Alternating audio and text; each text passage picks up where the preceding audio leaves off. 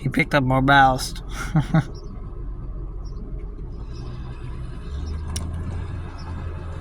So I guess they are dumping. I guess they're dumping more ballast down there, or new ballast. Cause I got the. Where are they? They're somewhere. Right there.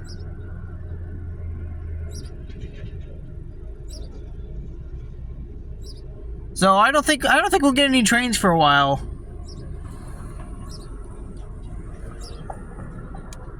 Alright, so it has been over an hour right now. I'm still currently waiting here in the heat. It is about 80s outside right now.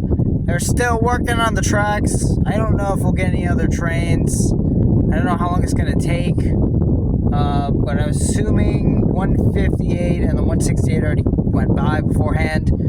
So I don't know. We'll just see. We'll just have to see what happens. They're still working over there, but I don't know. We'll have to just wait and see.